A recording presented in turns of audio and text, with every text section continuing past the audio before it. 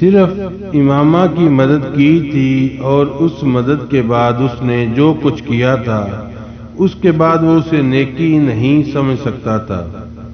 وہ عبادت کرنے کا بھی عادی نہیں تھا۔ شاید بچپن میں اس نے چند بار سکندر کے ساتھ عید کی نماز پڑھی ہو، مگر وہ بھی عبادت سے زیادہ ایک رسم تھی۔ اسے نیو ہیون میں وہ رات یاد آئی جب وہ عشاء کی نماز ادھوری چھوڑ کر بھاگ آیا تھا، اور اس کے ساتھ اسے اس ہاکر کو دیے $50 بھی یاد آئے۔ شاید وہ موقع تھا جب اسے کسی پر ترس آیا تھا۔ وہ مستقل اپنے ذہن کو اپنی کسی نیکی کی تلاش میں کھنگالتا رہا، مگر ناکام رہا۔ اور پھر اسے اپنے گناہ یاد آنے لگے۔ کیا تھا جو وہ نہیں کر چکا تھا؟ اس کے آنسو، گڑ گڑانا، رونا، سب کچھ یکدم ختم ہو گیا۔ حساب کتاب بالکل صاف تھا۔ وہ اگر آج اس حالت میں مر جاتا تو اس کے ساتھ کوئی زیادتی نہ ہوتی۔ 22 سال کی عمر میں وہاں بیٹھے کئی گھنٹے صرف کرنے پر جس شخص کو اپنی کوئی نیکی یاد نہ آئے، جبکہ اس شخص کا IQ لیول +150 ہو اور اس کی میموری فوٹوگراف، وہ شخص اللہ سے یہ چاہتا ہے کہ اسے کسی نیکی کے بدلے اس آزمائش سے رہا کر دیا جائے جس میں وہ پھنس گیا ہے۔ اس نے ٹین ایج میں کوکین پیتے ہوئے ایک بار اپنے دوست سے پوچھا تھا، وہ بھی کوکین لے رہا ہے؟ اس نے کہا اس نے اسے کوکین لیتے ہوئے دیکھا ہے۔ پھر اسے یاد آیا، What is next to ecstasy? There is no end to ecstasy. It is preceded by pleasure and followed by more ecstasy. وہ نشے کی حالت میں اس سے کہہ رہا تھا۔ سالار مطمئن نہیں ہوا۔ No, it does end. What happiness when it ends, when it really ends. اس کے دوست نے عجیب سی نظروں سے اسے دیکھا۔ You know it yourself, don't you? You have been through it off and on. سالار جواب دینے کی بجائے دوبارہ کوکین لینے لگا۔ اس کی کلائیوں کے گوشت میں اترتی ڈوڑی اسے جواب دے رہی تھی۔ پین، درد۔ What is next to pain? اس نے مضحکہ لہجے میں اس رات امامہ ہاشم سے پوچھا تھا۔ Nothing. رسی نما کوئی چیز لہراتے ہوئے اس کے جسم پر گری تھی۔ اس کے سر، چہرے، گردن، سینے، پیٹ، اور وہاں سے تیز رفتاری سے رینگتی ہوئی اتر گئی۔ سالار نے کانپتے جسم کے ساتھ اپنی چیخ روکی۔ وہ کوئی سانپ تھا جو اسے کاٹے بغیر چلا گیا تھا۔ اس کا جسم پسینے میں نہا گیا تھا۔ اس کا جسم اب جاڑے کے مریض کی طرح تھر تھر کانپ رہا تھا۔ آواز بالکل صاف تھی، Nothing. And what is next to nothing? تاکیر امیز آواز اور مسکراہٹ اس کی تھی۔ Hell. اس نے یہی کہا تھا۔ وہ پچھلے 8 گھنٹے سے وہاں بندھا ہوا تھا، اس ویرانے، اس تاریکی، اس وحشتناک تنہائی میں، اور پورا 1 گھنٹہ حلق کے بل پوری قوت سے مدد کے لیے پکارتا رہا تھا، یہاں تک کہ اس کا حلق آواز نکالنے کے قابل نہیں رہا تھا۔ نتھنگ سے ہیل، وہ ان دونوں کے بیچ کہیں معلق تھا، یا شاید نتھنگ میں داخل ہونے والا تھا اور ہیل تک پہنچنے والا تھا۔ تمہیں خوف نہیں آتا یہ پوچھتے ہو کہ ہیل کے بعد کیا ہوگا؟ دوزخ کے آگے کیا آ سکتا ہے؟ انسان کے معتوب اور مغضوب ہو جانے کے بعد باقی بچتا ہی کیا ہے جسے جاننے کا تمہیں اشتیاق ہے؟ سالار نے وحشت بھری نظروں سے ارد گرد دیکھا۔ وہ کیا تھا؟ قبر یا دوزخ یا زندگی میں اس کا ایک منظر، بھوک پیاس، بے بسی، بے یارو مددگاری، جسم پر چلتے کیڑے جنہیں وہ خود کاٹنے سے روک تک نہیں پا رہا تھا، مفلوج ہوتے ہوئے ہاتھ پاؤں، پشت اور ہاتھ کی کلائیوں پر لمحہ بہ لمحہ بڑھتے ہوئے زخم، خوف تھا یا دہشت، پتہ نہیں کیا تھا، مگر وہ بلند آواز میں پاگلوں کی طرح چیخیں مارنے لگا تھا اور اس کی چیخیں دور دور تک فضا میں گونج رہی تھیں، ہذیانی اور جنونی انداز میں بلند کی جانے والی بے مقصد اور خوفناک چیخیں۔ اس نے زندگی میں اس طرح کا خوف کبھی محسوس نہیں کیا تھا، کبھی بھی نہیں۔ اسے اپنے ارد گرد عجیب سے بھوت چلتے پھرتے نظر آ رہے تھے، اور اسی وقت اچانک تنک کے پیچھے بندھی ہوئی کلائیوں کی ڈوری ڈھیلی ہو گئی۔ ہوش و حواس کھوتے ہوئے اس کے اعصاب نے ایک بار پھر جھٹکا لیا۔ اس نے نچلا اونٹ دانتوں میں دباتے ہوئے اپنے ہاتھوں کو حرکت دی، ڈوری اور ڈھیلی ہوتی گئی، شاید مسلسل تنے کی رگڑ لگتے لگتے درمیان سے ٹوٹ گئی تھی۔ اس نے ہاتھوں کو کچھ اور حرکت دی اور تب اسے احساس ہوا کہ وہ درخت کے تنے سے آزاد ہو چکا ہے۔ اس نے بے یقینی کے عالم میں اپنے بازوں کو سیدھا کیا، درد کی تیز لہریں اس کے بازوں سے گزری۔ کیا میں بچ گیا ہوں؟ اس نے بے یقینی سے اندھیرے میں اپنے بازو اور ہاتھوں کے حویلے دیکھتے ہوئے سوچا، کیوں، کس لیے؟ معاف ہوتے ہوئے ذہن اس کے اپنی گردن کے گرد موجود اس پٹی کو اتارا جو پہلے اس کے منہ کے گرد باندھی گئی تھی۔ بازوں کو دی گئی معمولی حرکت سے اس کے منہ سے کرا نکلی۔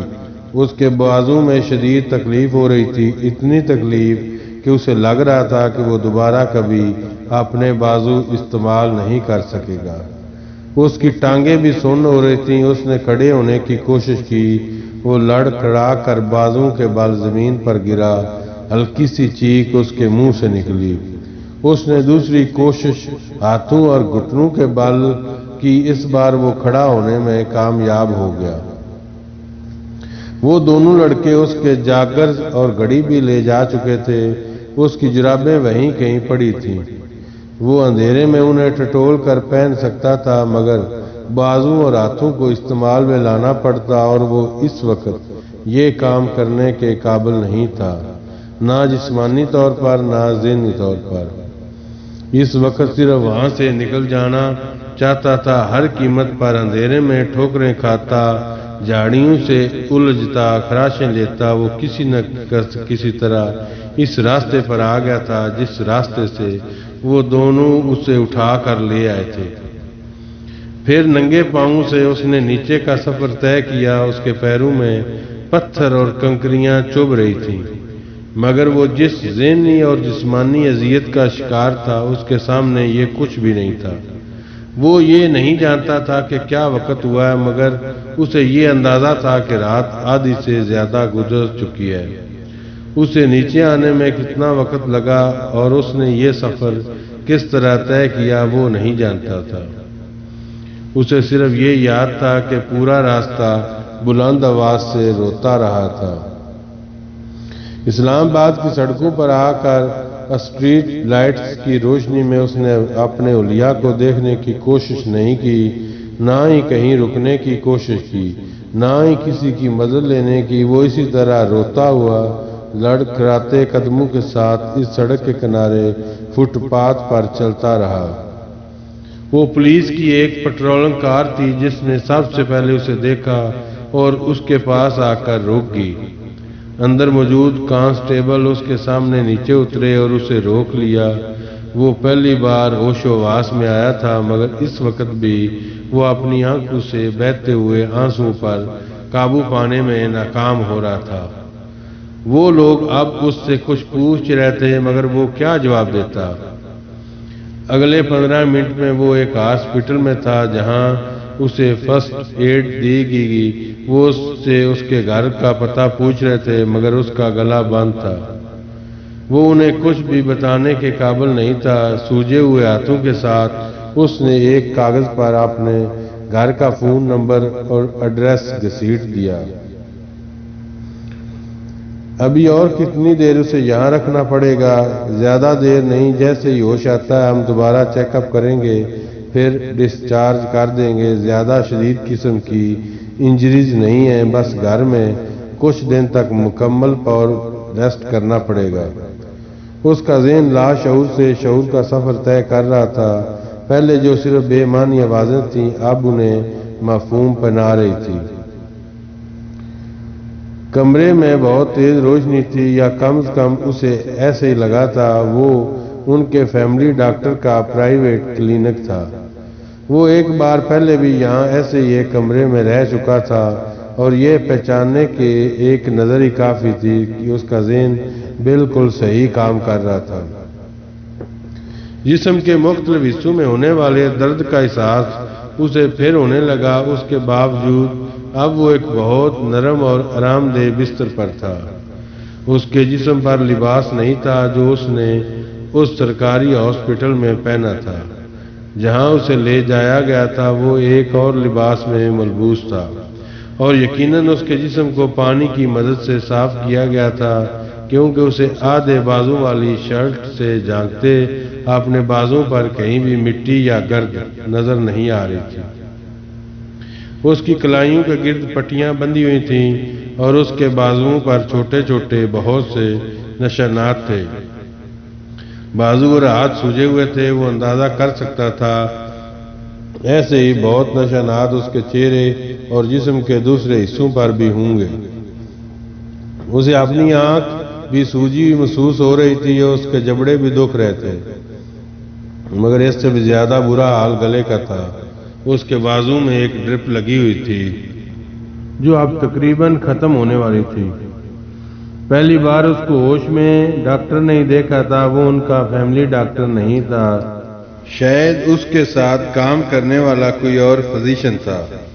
اس نے سکندر کو اس کی طرف متوجہ کیا۔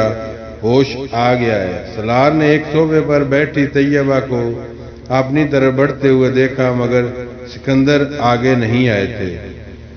ڈاکٹر اب اس کے پاس آ کر اس کی نبض چیک کر رہا تھا۔ اب تم کیسا محسوس کر رہے ہو؟ سالار جواب میں کچھ کہنا چاہتا تھا، مگر اس کے حلق سے آواز نہیں نکل سکی۔ وہ صرف منہ کھول کر رہ گیا۔ ڈاکٹر نے ایک بار پھر اپنا سوال دہرایا۔ سالار نے تکیے پر رکھا ہوا اپنا سر نفی میں ہلایا۔ بولنے کی کوشش کرو۔ ڈاکٹر شاید پہلے ہی اس کے گلے کے پرابلم کے بارے میں جانتا تھا۔ سالار نے ایک بار پھر نفی میں سر ہلایا۔ ڈاکٹر نے نرس کے ہاتھ میں پکڑی ہوئی ٹرے سے ایک ٹارچ نما آلہ اٹھایا۔ منہ کھولیں۔ سالار نے دکھتے جبڑوں کے ساتھ اپنا منہ کھول دیا۔ ڈاکٹر کچھ دیر اس کے حلق کا معائنہ کرتا رہا، پھر اس نے ٹارچ بند کر دی۔ گلے کا تفصیلی چیک اپ کرنا پڑے گا، اس نے مڑ کر سکندر عثمان کو بتایا۔ پھر اس نے ایک رائٹنگ پیڈ اور پین سالار کی طرف بڑھایا۔ نرس تب تک اس کے بازو میں لگی ڈرپ اتار چکی تھی۔ اٹھ کر بیٹھو اور بتاؤ کیا ہوا گلے کو۔ اسے اٹھ کر بیٹھنے میں کوئی دقت نہیں ہوئی۔ نرس نے تکیہ اس کے پیچھے رکھ دیا تھا، اور وہ رائٹنگ پیڈ ہاتھ میں لیے سوچتا رہا کیا ہوا تھا گلے کو اور جسم کو اور دماغ کو۔ وہ کچھ بھی لکھنے کے قابل نہیں تھا۔ سوجی ہوئی انگلیوں پکڑے پین کو وہ دیکھتا رہا۔ اسے یاد تھا کہ اس کے ساتھ کیا ہوا تھا۔ اسے اپنی وہ چیخیں یاد آ رہی تھی جنہوں نے اسے اب بولنے کے قابل نہیں چھوڑا تھا۔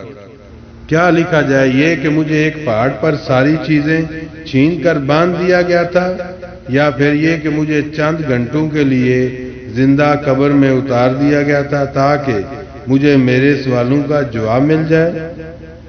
What is next to ایکسٹی؟